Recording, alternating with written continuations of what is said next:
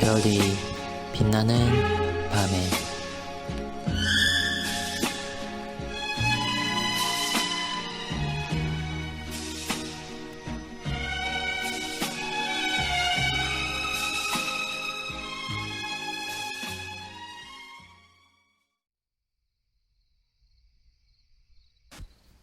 (56문은) 72일차를 참고해 주시기 바랍니다. 그리스도 재림의 목적과 시기에 대해서 알아보겠습니다. 그리스도의 초림, 즉 첫 번째 오신 이유는 너무나 확실하게 알려졌습니다. 자기 백성을 구원하시기 위하여 스스로 대속의 제물이 되시려고 오셨습니다. 그리고 마침내 십자가에서 그 일을 이루셨고 승천하셔서 하나님 우편에서 재림의 때까지 왕으로서 세상을 다스리고 계십니다. 교리문답은 말미에 재림의 목적을 진술하고 있습니다. 그 날에 주님께서는 세상을 의로 심판하심이라고. 이것은 하나님께서 말씀으로 하신 세상의 창조가 처음 있었고, 두 번째 창조는 그리스도의 구속사역으로 말미암아 죄로 죽은 자들에게 영생을 주신 일입니다. 재림은 이제 약속과 보증으로 주신 영생을 이제 더 이상 연약한 육체에 두지 않으시고 택한 모든 백성들과 만물들에게 영원한 상태를 부여하시기 위한 목적을 가집니다. 주님의 재림은 세상의 종말의 날이며 죽은 자들의 육신의 부활이 일어나고 산 자들은 영생의 몸으로 변화되며 만물에 대한 최후의 심판이 동시적으로 일어나는 위대한 전환점의 날입니다. 더불어 하나님의 다스림에 불순종하는 모든 악의 세력이 완전히 파멸하는 날입니다.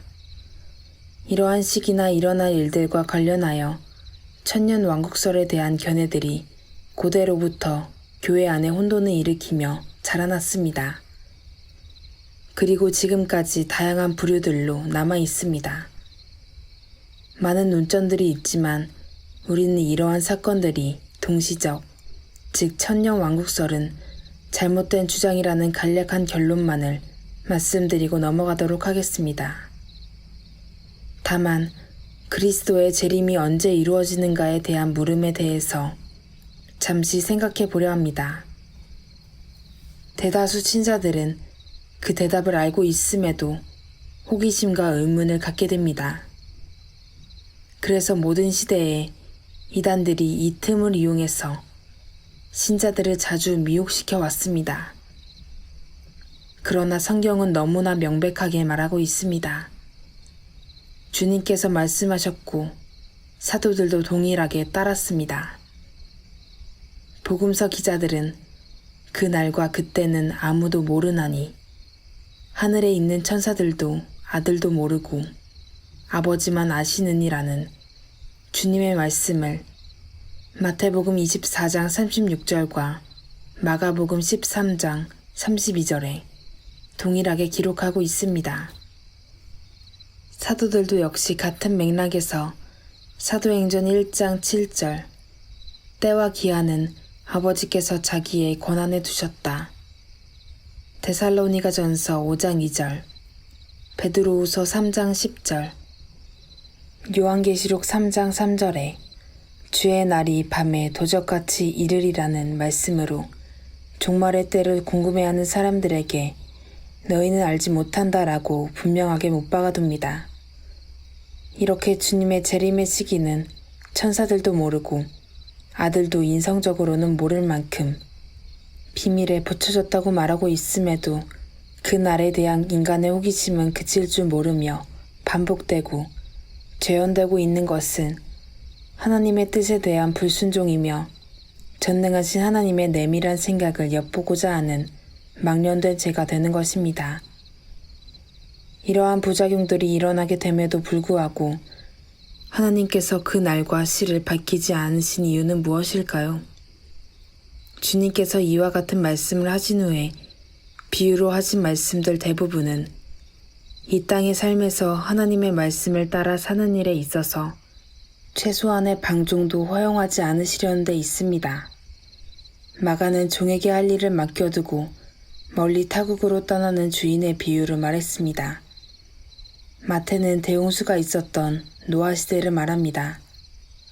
전자는 언제 주인이 올지 모르니 평상시에도 마치 주인이 금방 돌아올 것처럼 생각하여 맡겨진 일들을 잘 처리하라는 것입니다. 이것은 주인이 올까 두려워 매일매일 긴장 상태를 유지하라는 뜻이 아닙니다. 주인의 눈앞에서만 잘하는 척 위선을 부리지 말고 삶의 진실성에 관한 말씀입니다. 하나님을 믿는 신앙은 언제나 정직함과 진실성이 동반되어야 합니다. 다음으로 노아 시대의 특징은 무엇입니까? 대홍수가 예고되었음에도 여전히 깨닫지 못하는 사람들에 관한 말씀입니다. 주님께서 도적처럼 오시겠다는 말씀은 생각하지 않는 날, 알지 못하는 시간에 오셔서 우리들의 믿음의 진실성을 보시겠다는 말씀입니다. 물론 구원받은 자의 구원이 취소된다는 뜻은 아닙니다. 한 가지 의문이 들 수 있다면, 만일 하나님께서 그 날과 그 시를 알려주셨다면 우리는 훨씬 더 그 날을 더 잘 예비하고 더 잘 준비할 수 있지 않을까 하는 생각을 해볼 수 있습니다. 그러나 인간의 본성은 그런 기회를 결코 선용하는 자들이 아닙니다. 주님께서 육신의 모양으로 이 땅에 오시리라는 예언의 약속들이 구약 이스라엘 백성들에게는 뼈에 새겨져 있을 만큼 듣고 배워온 사람들이었습니다. 비록 그때와 날짜는 예고되지 않았지만 그러나 그들 중 유력하고 율법에 대한 지식이 많고 지도자를 자처하던 사람들은 주님께서 오셨을 때 그를 받아들이지 않았고 배척했으며 심지어 무지한 백성들을 선동하여 자기들을 구하러 오신 메시아를 십자가에 달았습니다. 만일 그들이 주께서 정한 날 정한 시에 오시리란 걸 율법에서 배웠다면 결과가 달라졌을까요? 많은 사람들이 그때와 그 시한에 되었을 때 잘 준비된 사람들이 되었을까요? 그들이 정죄당했던 이유는 때와 시한을 몰랐기 때문이 아니라 불신앙이었다는 사실을 기억해야만 합니다. 그것은 주님의 재림의 때와 시한에도 동일하게 적용되어야 하는 원리입니다.